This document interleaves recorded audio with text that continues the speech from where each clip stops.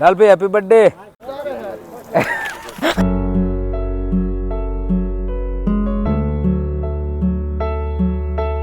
Hello મિત્રો, કેમ છો? જય ઠાકોરજી. હવે મિત્રો, આજે અમારા મિત્ર લાલભાઈના 42મો જન્મદિવસ 35મા જન્મદિવસ નિમિત્તે એક સેવા કાર્યનું આયોજન કર્યું છે. લાલભાઈના જન્મદિવસ નિમિત્તે અમે કાલે બેઠા હતા તો અમારે ચર્ચા થઈ કે આપણે એક સેવા કાર્ય કરીએ અને અમે નક્કી કર્યું કે શંખેશ્વર તેમજ આજુબાજુના ગામના વિસ્તારોમાં જે રખડતી ગાયો અને ઢોર પશુઓ છે તો એમના માટે આપણે 4 પૂરાનું આયોજન કરીએ. તો અત્યારે અમારી તૈયારી ફૂલજોશમાં ચાલુ છે અને આ ટ્રેક્ટરમાં અમે 500થી પણ વધારે 4 પૂરાઓ અત્યારે ભરી દીધા છે. અને ચાલો જલ્દીથી હવે શંખેશ્વર ગામની દરેક જગ્યાએ દરેક વિસ્તારમાં જે રખડતા ઢોરાઓ છે તો એમને આપણે 4 નાખી આજે આ સેવાનું કાર્ય કરીએ.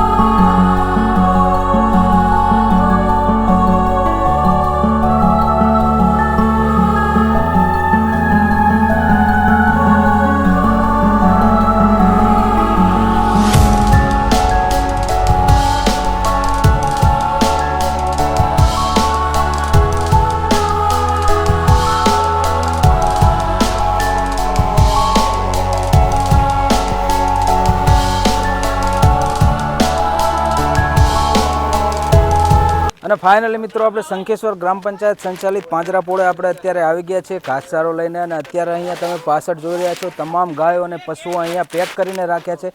અને અહીંયા આપણે જે બહારની ખુલ્લી જગ્યા છે ત્યાં આપણે ઘાસચારો અત્યારે એટલે કે 4ના પૂરા દરેક જગ્યાએ ખૂણે ખૂણે નાખી દીધા છે. તો હવે જલ્દીથી આપણે આ દરવાજો અહીંયાથી ખુલે અને શાંતિથી ગાયો ખાય એ આપણે જોઈ પછી આપણે આગળની જગ્યા પર જઈએ.